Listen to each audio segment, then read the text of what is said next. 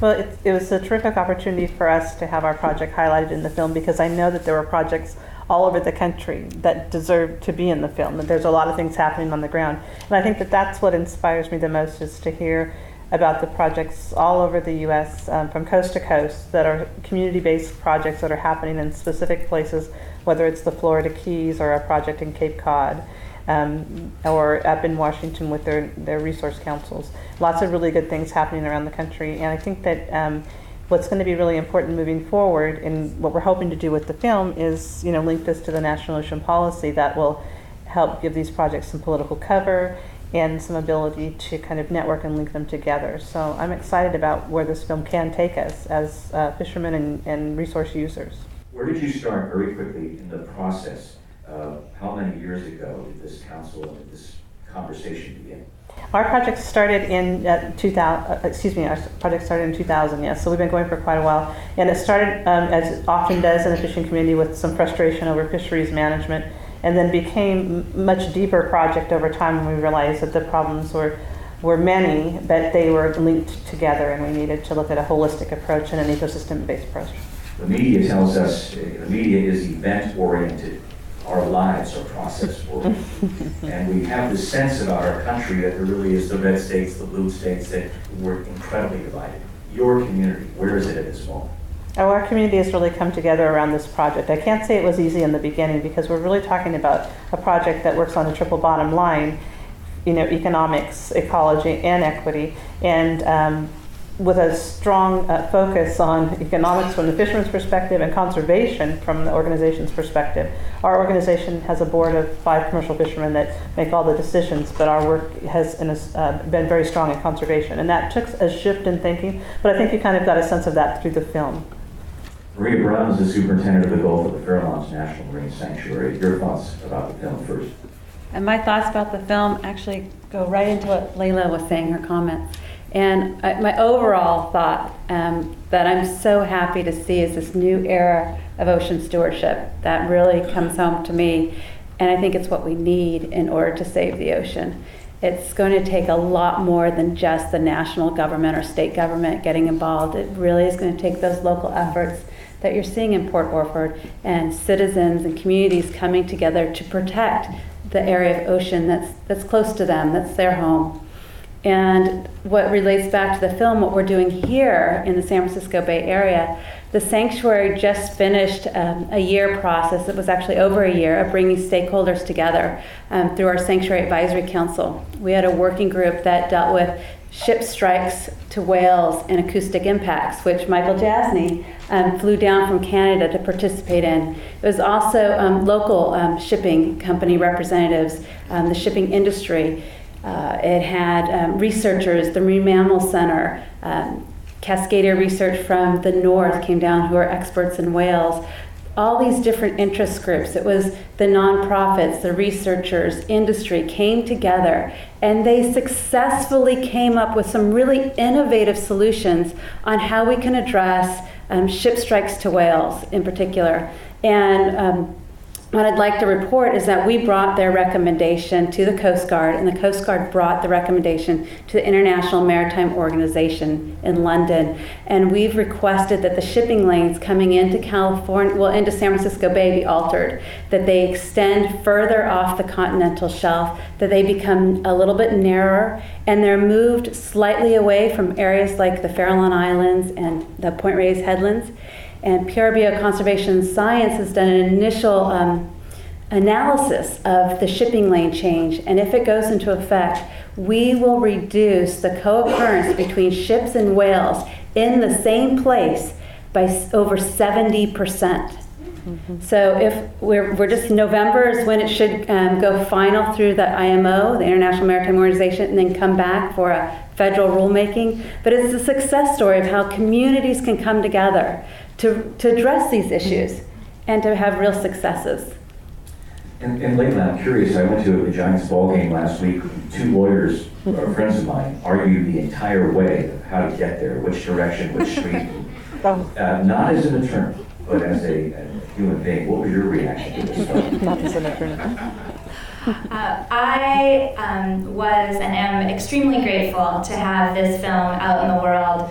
As tool to explain what is otherwise a very wonky sounding topic. Comprehensive marine spatial planning does not excite. So when you hear community members describe a problem that they're having, and then you see the process of problem solving, and then a solution that ultimately is beneficial to all, it is so inspiring. And I mean, as Lisa said, those are a number of really great examples, but there are so many other instances in which this process is really going to be helpful, and the tools that are part of the process. So stakeholder engagement, the availability of good information, and all of the players working together, all of the agencies. And we need to do that in a lot of different settings here in California and throughout the West Coast. John Hansen, you were with, I have to read this because I didn't remember it. I didn't memorize it. It's West Coast yeah. Ecosystem-Based Management Network, correct? That's right, yeah. Okay. Your comment about the film. Yeah, thank you. It's a mouthful of a name, and the term ecosystem-based management, sort of to echo what the panel here has said, I think is a mouthful of a term and something that is very fuzzy and sometimes ambiguous. But what I love about the film, and talking with Karen and Ralph when this whole piece was really coming together, was I think the exciting outcome of actually seeing these things, for what they are, rather than trying to read about it in a policy paper or hearing about it through word of mouth. Seeing these types of stories actually told, even at this short amount of time, gives you, I think, a feel for what these people are achieving and what they're getting done on the ground. My project, the West Coast EBM Network, has Lisa in Port Orford as a member, among others, here on the West Coast. And what our group grew out of was the fact that these groups were on the ground being successful. Our network really came because these nodes of communities on the West Coast were getting things done.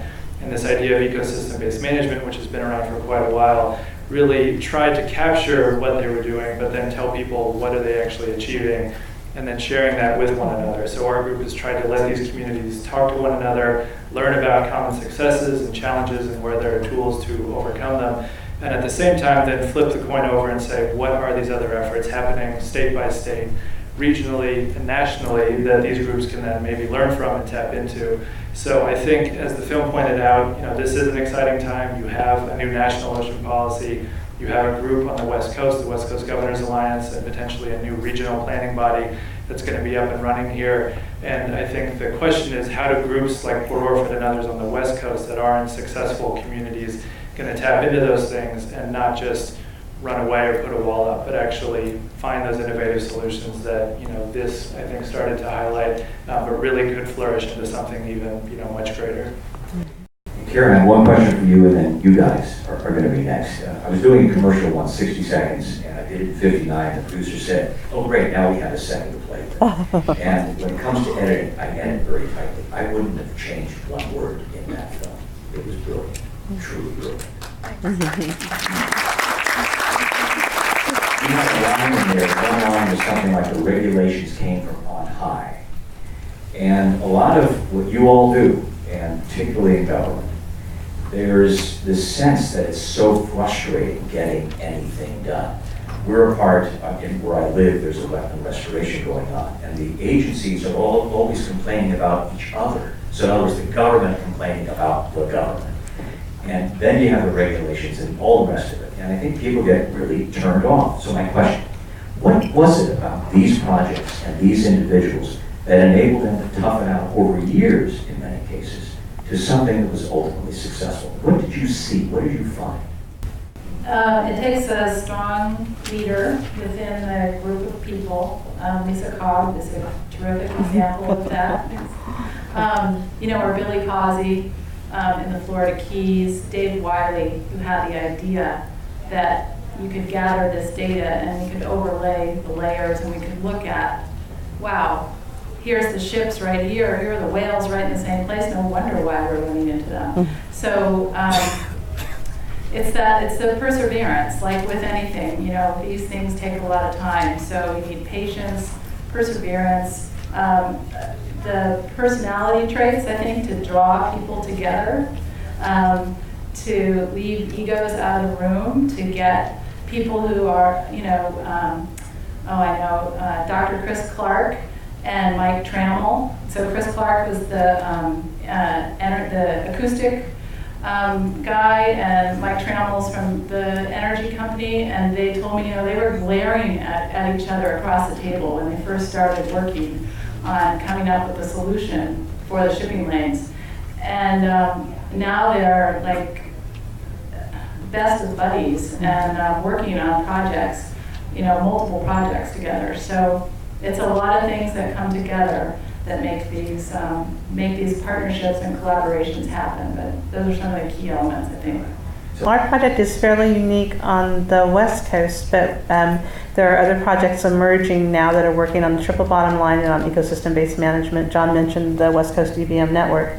So while we may have came first, lots of folks are following and doing it their own way in their own place, which is really cool to see that none of them look the same, and on the East Coast as well. Lots of good things happening. So while we might have started first, there's many folks coming along and lots of good things happening. Anyone else want to comment? Okay, who's next? I can elaborate on that. Did you want to say something, Layla? I have. Yeah, I have one comment on the international management question. I did have the opportunity to go to the UN Conference on Sustainable Development this year, and one of the key issues in the ocean section of the negotiated document was around areas beyond national jurisdiction and trying to protect species and better manage fisheries beyond national jurisdiction. And the outcome was actually very disappointing in large part because the United States was a bit of a spoiler. And what we have not been able to do is ratify the Law of the Sea Convention, and so we need to do that, and then I think we'll be in a better place to sort of move forward. And what the U.S. does on the international level is so instructive, and until we exercise leadership at the international level, it's going to be very problematic, I think, globally. So if you feel like lobbying, get out there. One of the themes of your film is connectivity from thousands of miles away. It was quite striking. So a comment from this gentleman. Who wants to start? Yes, John. Well, maybe we can just go down quickly. I mean, from my perspective in working with communities like Port Orford and others, I mean, I've tried to go in there and really try to pull out lessons. And the one thing I've seen is that each of these communities is unique, but the fact that they can get a number of stakeholders, whether it's a fisherman or an NGO or an agency or a business, in the same room and have them actually come together on these issues is, worth its weight in gold, because that's, I think, the spark that provides the momentum to address these things in a reasonable way. And instead of people just putting their guard up and saying, you're out to get me, I'm out to get you, and headbutting, you see commonalities come out. And, they're not going to agree on everything, and every community is different. But I think from that can flow so many other really successful outcomes where people can realize that trade-off needs to happen. And people like Lisa can attest to the fact that, you need to have that to actually get to those outcomes. It doesn't happen overnight, but when you build those relationships, I think then you can really fold in issues like oil and gas exploration or renewable energy or marine reserves and see that there can be traction out there. And it's not just, a dead end. Sure, I'll try. So what comes to mind when I hear your question is I think about the National Ocean Policy that would bring regional bodies that have all of the agencies at the table at the same time, and National Ocean Policy that would implement marine spatial planning, which we really think in a large part is ocean zoning. And we can start to define where these competing uses are and how to manage it with the right people at the table instead of everyone working in a silo. So I think there's some help on the way, but as a country, as citizens, we really do need to support the National Ocean Policy so we can have those kind of tools brought to us, and including funding around the ocean that will change things and make them better and help us manage things like oil exploration and fishing and, as you said, marine reserves and so on. Marie Brown, I know you have something to say about this. Well, I think what was mentioned earlier about bringing industry together with the biologists and the conservation groups is key, to sit down together in the room and come towards a common solution, a goal that we can all agree on. It has proven to be very successful in our region. In terms of marine spatial planning, we implement it in terms of marine zoning, and I think it really comes down to a local level. That's where it gets applied, and I think it's most effective. We can have a nationwide marine spatial planning tool but we're really going to be applying it on a local level, and so it needs to have that local scale in order to be truly effective. Are you finding out, I'm curious, a lot of the work that I know you've been involved in takes years, and these people are meeting monthly, quarterly, whatever the frequency is. How do you get people to stay focused over a long period of time? Well, we try and break the process down into manageable milestones. For example, we just did the working group process on the whales and ship strikes, and that was a little bit over a year-long process where we brought everyone together, and the recommendations were then handed over to the sanctuary. Then it went to an international body, and so it's away from us right now, but we're able to, if we keep people engaged, that we're making progress. And hopefully November, let's keep our fingers crossed, it passes, the International Maritime Organization comes back to us, and keeping people informed that we're making progress. There's these milestones that have happened, and next it'll be a federal regulation. So I think it's constantly keeping engaged, and it might be small steps at first, but those small steps are going to end up to a big accomplishment. What's being done to repopulate the endangered whale population? I can speak a little bit to it because we have endangered whales right here. I don't know if everyone knows, but we are so fortunate in the San Francisco Bay Area that we are a destination. Our waters right outside the Golden Gate Bridge are a destination for endangered blue whales, endangered humpback whales, endangered sei whales. They're here. They come here to feed, and then they go somewhere else to calve to have their babies. But this is where they come to eat. We're the bread basket, or the fish basket, I should say. So what are we doing? Well, National Marine Sanctuaries are one tool we have in our toolbox. There's the Marine Mammal Protection Act, which protects the whales, and then there's marine sanctuaries, which are places that are protected, like national parks. On the East Coast, you saw Stellwagen Bank. That's a very important area for humpback whales and right whales where they feed. And they're creating they have a sister sanctuary program with Dominica, the Dominican Islands, because that's where the whales calve, where they give birth. So protecting these two areas and making sure that for example, the ships that are a problem are being dealt with so we can increase their survival rate. That's really the only option we have, is increasing the survival rate of those adults. And that's the biggest issue we've seen here in our area, is the ship strikes. 2 years ago, we had 5 whales that were hit by ships. But what we don't really know how many. Blue whales they're called negatively buoyant. They sink. So for every blue whale we find washed ashore that is possibly hit by a ship, could possibly represent 20 whales. And the population isn't that big. So I think the maximum sustainable take is, how many breeding females can they lose from the population, is somewhere around 3. So if we're seeing, it's not increasing the blue whale population. We expect it to be more like the gray whales, getting better, but it's not.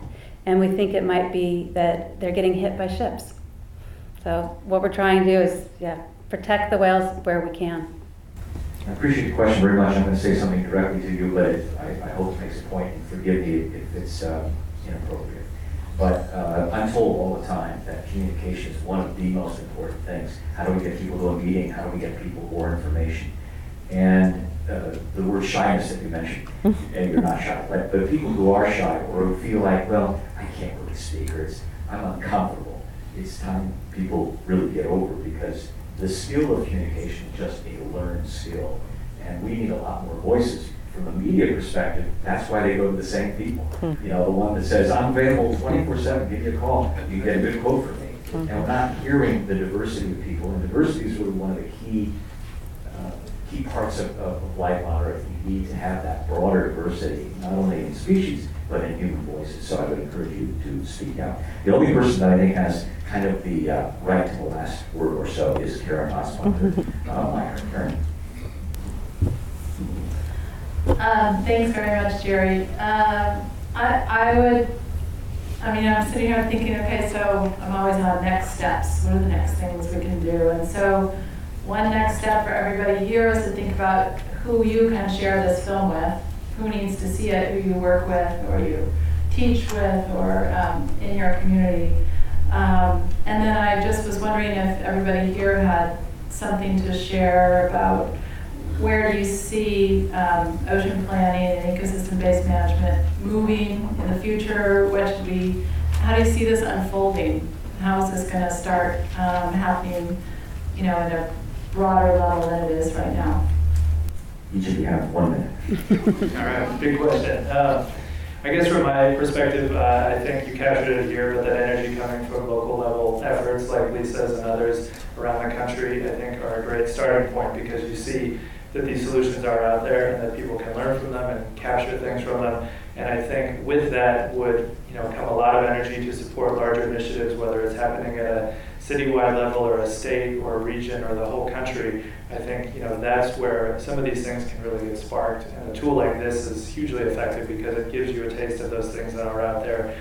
And I think people can see themselves reflected in a lot of different ways. When it boils down to it, politics is local. Conservation and really reaching effective outcomes is local, because you see yourself in your backyard in these same areas. So I would say this is a great way to really push that forward, encourage people to get involved, and talk to elected officials, to NGOs, to businesses, and see where these issues are coming out and see what you can do to help. And then from the local level, moving up to the state and the regional level, there are a couple of different things, structures that have been created that can kind of bring together the local concerns and coordinate them around the key issues that we're facing. So I actually was in Sacramento today for the Ocean Protection Council meeting. The California Ocean Protection Council is a group that has legislators, state agencies, and 2 public members. And they meet 4 or 5 times a year. And Geraldine Natz from the Port of LA, she's actually one of the council members. So they meet to discuss and to help fund some of the research around the key science that is needed to answer questions like how do we improve water quality, or they were very instrumental in the implementation of the Marine Life Protection Act, which is just finishing up and has created a network of marine protected areas across our coast from north to south. It protects about 16% of our state waters. And so that effort, those protected areas are sort of cornerstones from which we can now have better information about what's happening throughout the whole state. And when new industrial uses of the ocean crop up and we need to evaluate when and whether they make sense, that the tools that the Ocean Protection Council has are really, really valuable. And so we're starting to see this in so many different instances. And then the work of California's agencies can then be shared at the regional level through the West Coast Governors Alliance on Ocean Health. So I can talk for days about this, but if you'd like to know more, just find me after. Then I'd like to bring it right back to here, to the San Francisco Bay Area. We have an opportunity, or I should say you have an opportunity to influence ocean management. You have that opportunity today, and you have it within the next 12 months. Right now, outside the Golden Gate Bridge, it is not protected. And we are proposing to expand the sanctuary to go all the way to the Golden Gate Bridge and protect that amazing place right outside. And I brought some, we're right now in a public comment period where we're going out to the public and saying, do you want it protected? Do you want it to be part of a national marine sanctuary? And what are the issues you want to be addressed there? And so I've brought comment cards with me today, and I'm going to put them at the edge of the stage. And if you're interested, and if you want to have a voice, please tell us what you want. This is your opportunity tonight to get involved in marine management. That's great. And I think my colleagues did a great job of answering those questions. I want to just say what a great time we've all had being here, and thank you for moderating. It was really terrific. Thank you, Anna.